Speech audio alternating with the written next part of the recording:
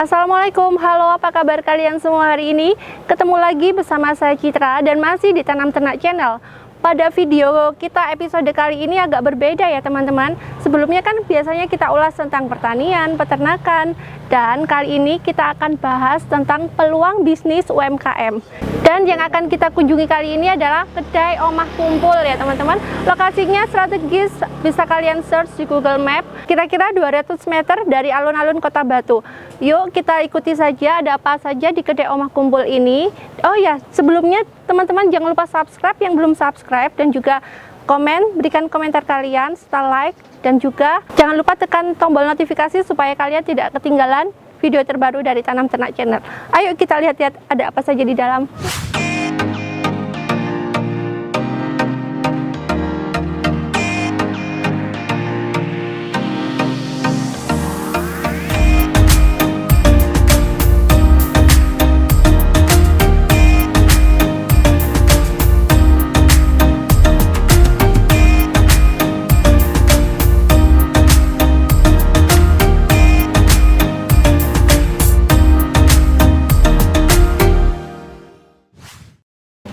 Halo, nama saya Reno sebagai kapten di Omah Kumpul.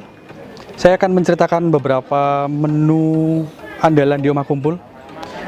Kita signature-nya di sini ada kopi yang kopinya ini berasal dari daerah Kota Batu. Jadi di Kota Batu sendiri sebenarnya banyak banget kopi-kopi yang signature banget. Ada kopi Arjuna, ada kopi Songgoriti, ada juga kopi Gunung Biru. Nah, kopi-kopi ini sangat diminati banyak kalangan sebenarnya. Cuma memang sekarang kopinya ini terbatas banget kayak gitu. Terus signature yang kedua di sini ada olahan susu. Kalau biasanya di sini menyebutnya dengan nenen. Nah, jadi susu ini kita dari peternakan sendiri. Jadi kita rawat sapinya dengan sangat baik, kita jaga kebersihannya kayak gitu. Di sini juga ada minuman yang rempah-rempah kayak gitu. Ada minuman mix rempah-rempah. Ada juga minuman yang namanya itu daerah-daerah sumber mata air di Kota Batu. Ada Tirto Banyuning, ada Tirto Cinde, sama juga ada Tirto Umbul. Untuk makanan, di sini juga namanya dari gunung-gunung yang ada di daerah Kota Batu. Ada nasi goreng Panderman, nasi goreng Semeru, ada nasi goreng kumpul, paling diminati ya. Ada nasi goreng kumpul sama ini rawon blonceng. Jadi untuk kalian yang pengen datang ke sini, silakan aja, bisa menikmati suasana sama menikmati hidangan yang ikonik yang ada di sini.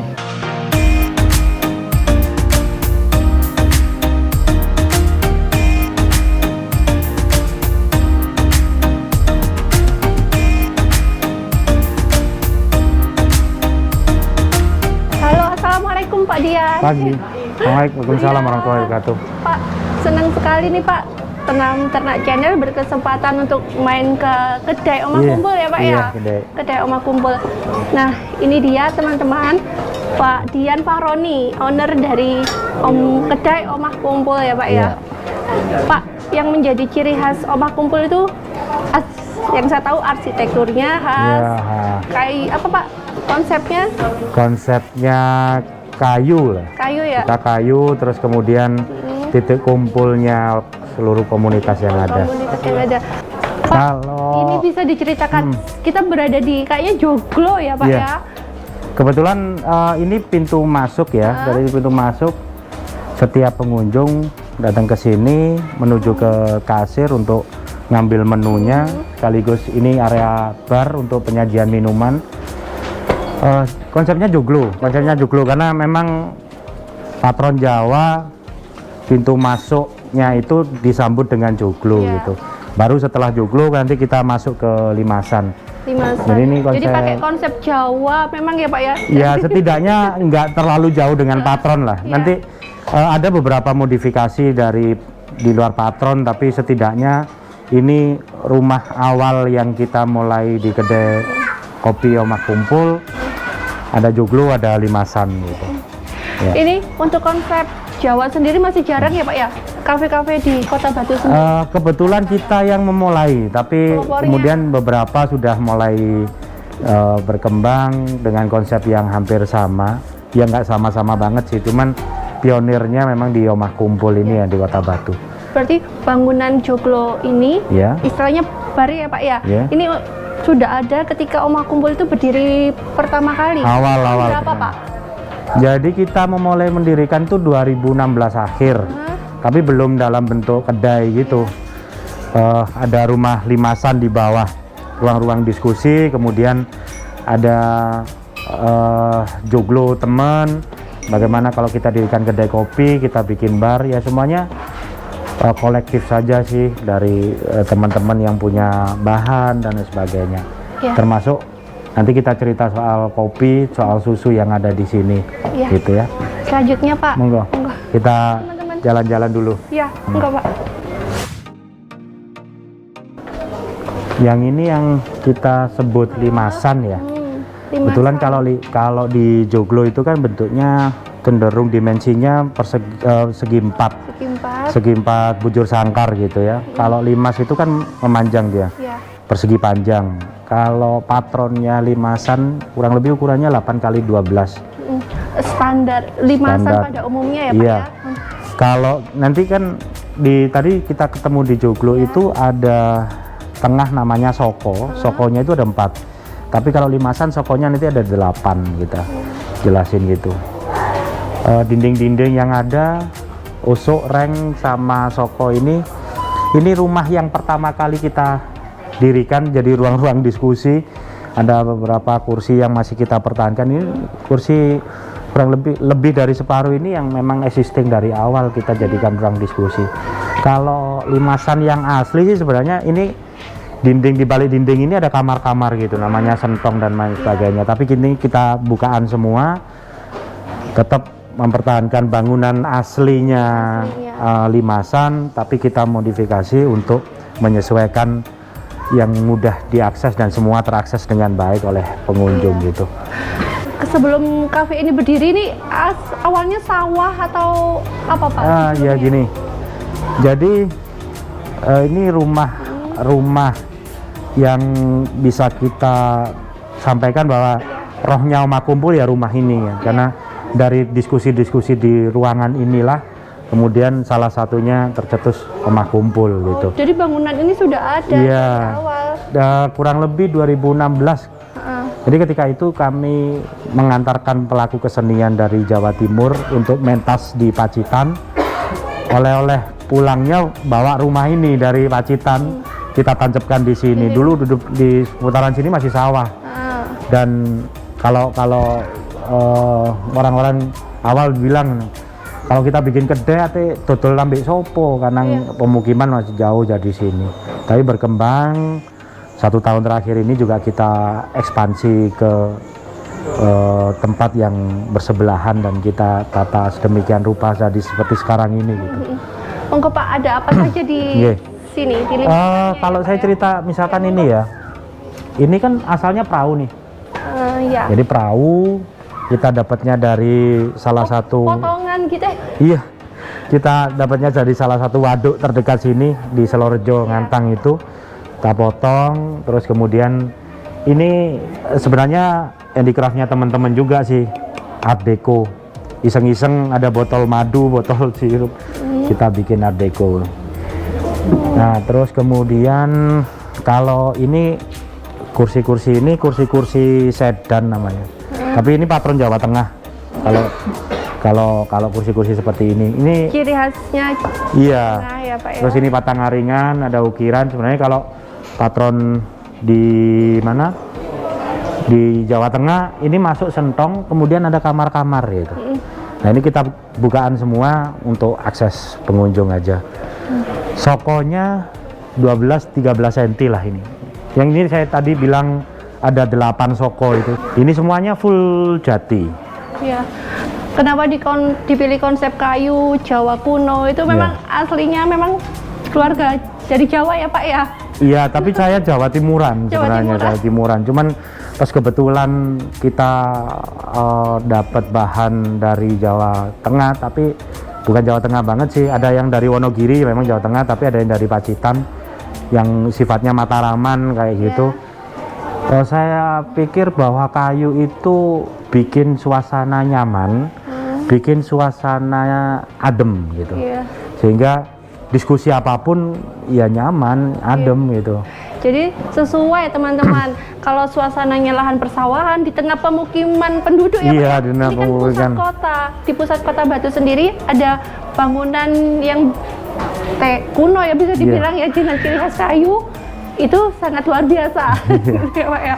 Terus ini Pak cerita Pak suka duka mencari ini Pak apa namanya ornamen iya. Pak ya, dari peritilan kayu. Ya, peritilannya itu bagaimana Pak?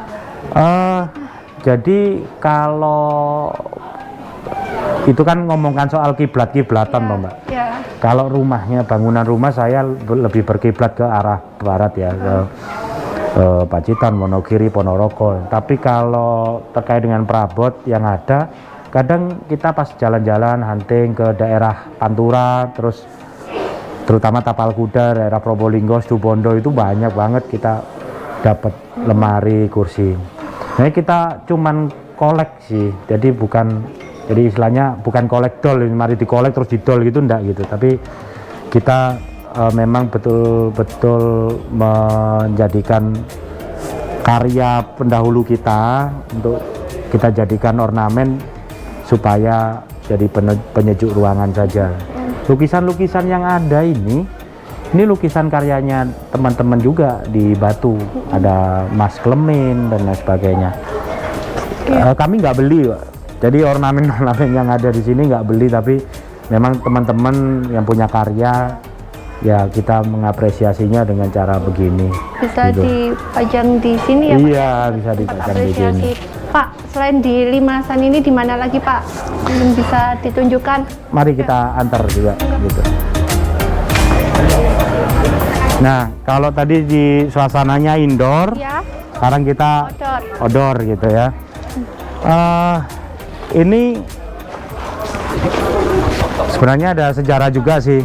Basicnya kandang sapi. Ini Jakat-jakatnya kandang sapi, terus kemudian kita ada semacam sign rumah kumpul dan ada beberapa quotes di situ. Salah satunya quotesnya yang menarik yang paling tengah tuh, memang teman-teman yang bikin gitu. Ya. Kenapa kita bikin namanya titik kumpul, rumah kumpul, semuanya tentang berkumpul gitu.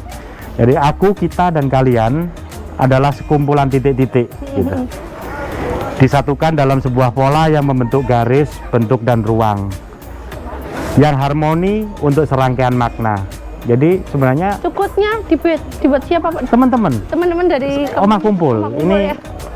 Dari Omah Kumpul, jadi ibaratnya begini, kita ini sebenarnya kan kumpulan titik-titik menjadi nggak ada makna kalau kita nggak kumpul gitu, kira-kira nggak bertemu.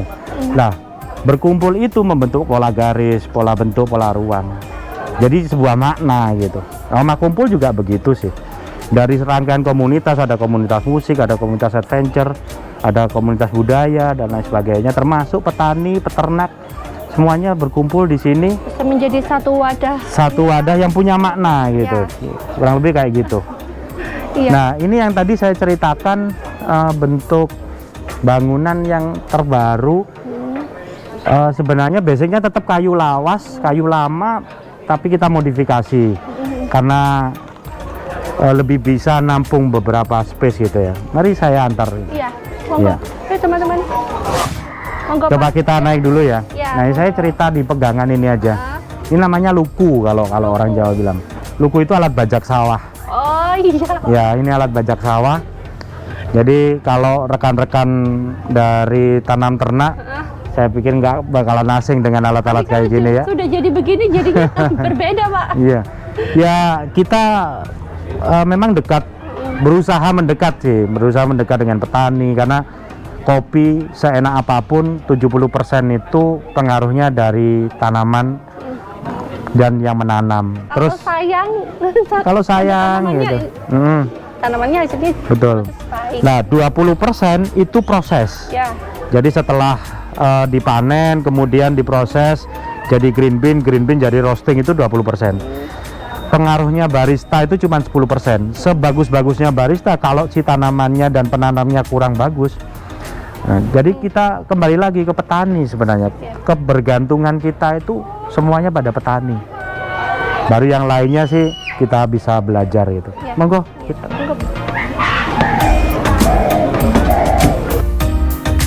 Monggo. Kalau ini sih sebenarnya basicnya limasan tadi ya, yang saya cerita. Kemudian ada pakai soko tengahan itu 8 di bawah, kita geladak, kita atas.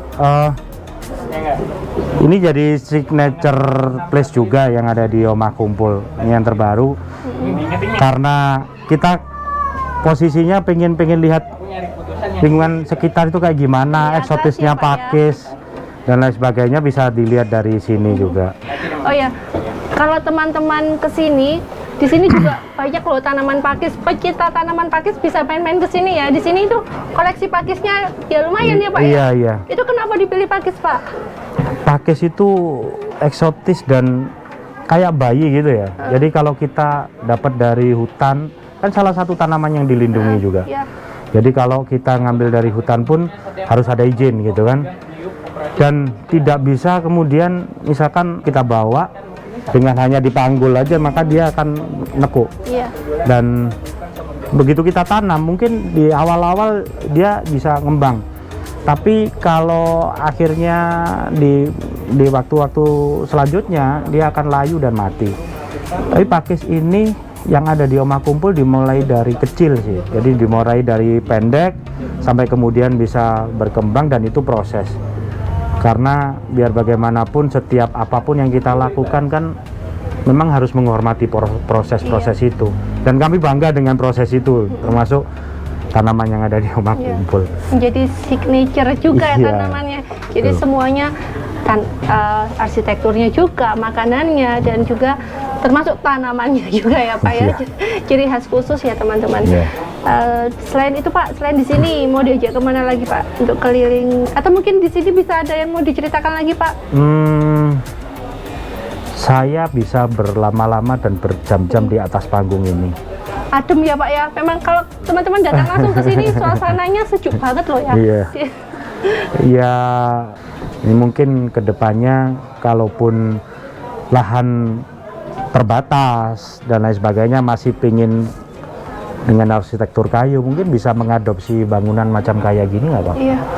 Jadi bisa nampung kurang lebih sekitar 40 customer, naik atas bawah ya. Gitu. Mungkin dengan suasana yang seperti ini, cozy, istilahnya muncul ide-ide atau gagasan baru gitu ya Pak ya? Homey ya? Jadi, homey. Kayak di rumah, rumah. Jadi memunculkan ide atau gagasan baru. Kalau generasi muda mengembangkan, misalnya ide bisnis baru bisa tercetus dari sini ya, mereka ngobrol, diskusi, suasananya mendukung ya Pak ya? Iya.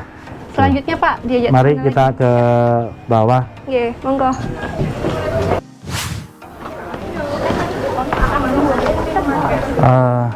Ya kita di bawah ya. Ini bagian bawah dari panggung tadi ya? Iya, dari panggung ini. Sebenarnya ada iseng-iseng yang lucu sih. Jadi teman-teman komunitas yang biasa graffiti, nyoretin tembok-tembok tuh, saya beliin cat gitu.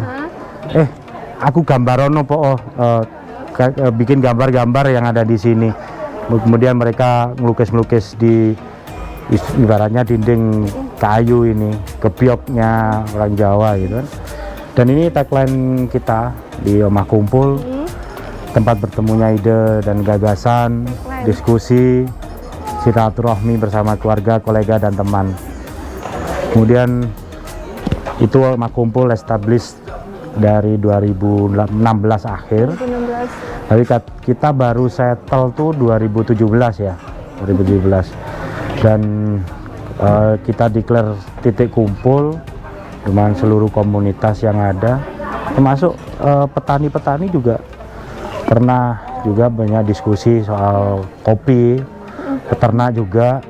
Diskusi di sini ya Pak ya. Karena Omah Kumpul sendiri memang ciri khasnya ngambil kopi asli Malang ya Pak ya. Asli Malang. Memang tidak ngambil dari mana-mana ya. Iya. Otentik Malang. Otentik Malang. Jadi kopi kami mulai dari awal tuh kopi yang ada di Malang Raya aja. Jadi ada Robusta, Dampit, Pucon, kemudian ada Arabikanya ya Semeru, Panderman, Punten dan lain sebagainya.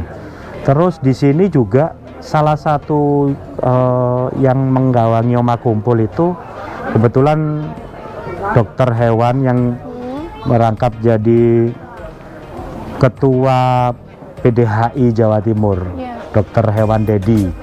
Itu juga ada di sini. Persatuan Dokter Hewan Jawa Timur, ketuanya kan beliau. Beliau yang memperkenalkan bahwa kita sebenarnya susu itu hampir sama dengan kopi. Kopi harus stabil, makanya perlu cupping. Susu pun juga harus begitu. Peternak yang stabil memberikan ransum dan treatment ternaknya. Sehingga kami memberanikan diri, mungkin satu-satunya di Batu juga yang menggunakan susu segar sebagai bahan. Yang tadi sudah dijelaskan oleh Mas Rino selaku kapten, yaitu memang apa adanya yang ada di sini, bahwa kita menyediakan bahan-bahan lokal untuk menu-menu yang ada di Omah Kumpul. Pak, melihat keseriusan Pak Dian membangun usaha kafe ini dari nol hingga sekarang berdiri ini ya Pak ya, terus itu bisa mungkin diceritakan ke teman-teman tanam ternak itu Pak, berpotensi tidak Pak kafe sampai sedemikian seriusnya Pak Dian? Iya. Potensinya besar. Apapun usaha itu dimulai dari tidak hanya diri sendiri, tapi juga circle atau lingkungan yang ada di sekitar kita gitu. Saya Omah Kumpul ini nggak akan kuat kalau nggak ada circle itu. Sekarang berkumpulnya orang-orang adventure juga di sini karena saya ada circle di sana. Saya bertemu dengan rekan-rekan yang pemerhati kopi dan saya jadilah kedai kopi Omah Kumpul dan lain sebagainya. Jadi kalau sebuah usaha macam kayak gini kita nggak akan betul-betul sukses kalau kita nggak punya circle. Dan saya sangat menghormati dan berterima kasih atas lingkungan yang ada di sekitar saya yang kemudian support banget untuk eksisnya Omah Kumpul gitu. Berarti bagi teman-teman sekalian yang ingin memulai bisnis kafe, intinya tidak perlu ragu-ragu ya Pak, ya mencoba dulu, dibangun aja. Memanfaatkan sekeliling ya Pak. Iya, dulu bangunan ini kan 8x12 aja. Yang apa yang ada dulu, tapi dengan konsep yang matang ya Pak ya. Iya. Seperti yang Pak Dian lakukan hingga sampai saat ini tetap eksis meskipun pandemi ya teman-teman ya. Perbanyak diskusi dan diskusi, perbanyak teman, perbanyak jaringan, itu kuncinya. Oke, monggo Pak, kalau teman-teman mau ke sini atau mungkin follow Instagramnya, Instagramnya Omah Kumpul, ya Omah Kumpul gitu ya. Jadi Omah Kumpul gandeng gitu. Kemudian siapapun mungkin bisa memberikan ulasan bagi kami di Google. Dan kalau mau main ke sini, bertemu keluarga, kolega, teman, baik itu untuk diskusi maupun hanya sekedar silaturahmi, datang saja ke Omah Kumpul, Jalan Sultan Hasan Halim, Sisir Batu, kurang lebih 200 meter timur alun-alun Kota Batu. Kami tunggu ide-ide dan gagasan kalian semua. Itu tadi sekilas saya diajak keliling untuk melihat suasana yang ada di kafe kedai ya Pak kedai. Omah Kumpul miliknya Pak Dian Faroni. Terima kasih banyak Pak Dian atas waktunya. Saya sudah diajak keliling melihat suasana yang ada di kedai Omah Kumpul ya Pak ya. Terima kasih udah sowan ke sini. Berikut dengan teman-teman di Tanam Ternak, semoga channelnya semakin berkibar dan berkembang. Dan saya sampaikan salam untuk seluruh subscriber yang ada. Terima kasih Pak. Itu tadi teman-teman sekilas saya ajak kalian untuk melihat peluang bisnis UMKM, terutama yang ada di kedai Omah Kumpul. Terima kasih nih buat teman-teman yang sudah menonton video ini ya. Jangan lupa subscribe dan tekan lonceng supaya kalian tidak ketinggalan informasi dan video kita terbaru berikutnya. Oke, assalamualaikum warahmatullahi wabarakatuh.